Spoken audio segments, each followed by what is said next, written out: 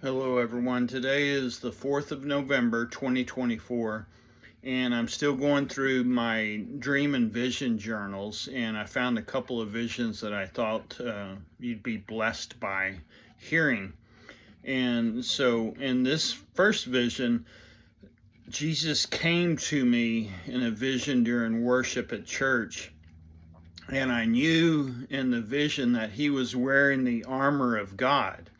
But I was a little bit confused because as I was looking at Jesus approaching me, he was clad in white garments, white robes, and I was trying to make sense of how he could be coming to me wearing the armor of God while I was looking at him in his white robes.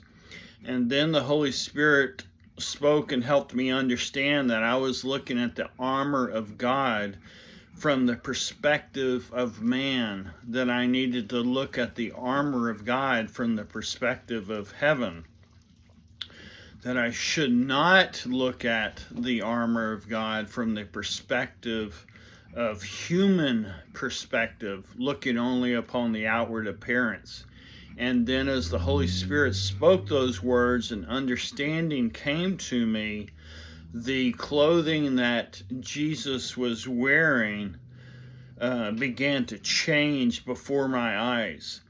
And with it came the understanding that the armor of God, and I'm reading from my dream and vision journal as I go through this, but the armor of God flows as one with heaven. The only way for the armor of God to do what it was designed to do is when the armor is worn as one with the spiritual realm of heaven. So as I looked at Jesus again and his garments began to change before my eyes, and I began to look from heaven's perspective, the armor of God was like a golden mist upon him. The helmet, the armor, the boots, the shield, and everything. It was like a golden mist that was one with Jesus as he walked towards me. And I realized that there is no separation between the armor of God and who Jesus is. They flowed as one with the sword of the Spirit and one as one with heaven. And it's the same way for the armor of God with us. If we are not flowing together in obedience and oneness with heaven, the armor of God is not effective. Then suddenly, Jesus was astride his white stallion, and the white stallion was one with Jesus, one with heaven. Together they were one. And then again, suddenly, I was on my white horse of heaven, and both horses that we were riding was one with heaven, with the spiritual realm. Both horses were eager to go. They were dancing and prancing around, rearing up. They were excited. They were ready to have fun and do what heaven was born to do, to be as one with heaven. And suddenly the scene shifted. I was seeing storms gathering around, and I understood that heaven was invading the earth, and in the very act of heaven invading earth, it was impacting weather patterns as the spiritual realm was being manifested more and more into the physical realm. I saw lightning and how the lightning itself was changing the atmosphere of the physical realm. And then below me, as heaven was invading earth, I saw the White House glowing brightly out of the darkness.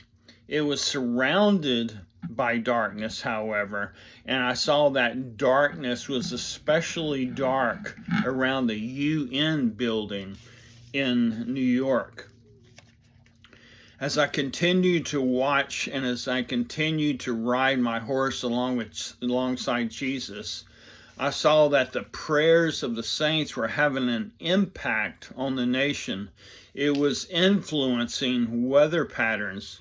At the same time, there was curses being lifted up by those who opposed Christ. Those curses were impacting the weather also. But I saw that in the vision, the promises of God, the power of God was overriding the curses that were being spoken as the people were led by heaven to pray.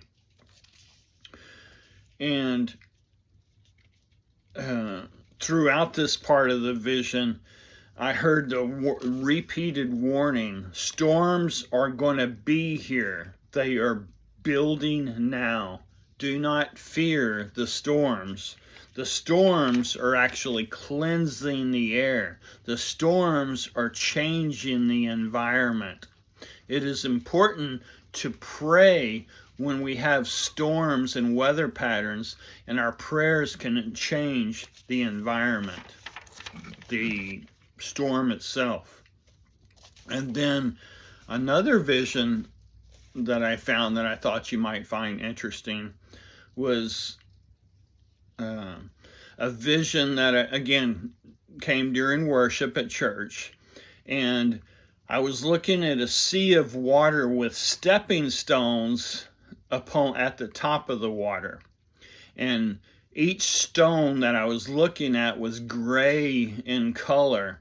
And they were each about one step away from the other. So there was all these stones upon the water, and they're all about one step apart. And they were all gray in color. And then the Holy Spirit let me know that I was looking at the stones according to the outward appearances, according to human perspective. And as I was thinking about that, how they all looked gray, Jesus came walking across the sea and started stepping on certain stones, making his way closer to me. And as he stepped on each stone, I saw the only stones that he was stepping on was actually gold in color. I was starting to see from the perspective of heaven. So as he came closer, he was not stepping on any gray stones. He was walking only upon the golden colored stones. Jesus never touched one of the gray stones. Every stone that every step that he took was always on a gold stone, and this was to signify that he was walking according to the Spirit of God. So it's important for us, as we're walking through the process of our journey in life, to be led by him, because there's a lot of rocks, a lot of stones out there that we should not be walking upon. We should be walking according to the Spirit of God. So I hope those two visions blessed you.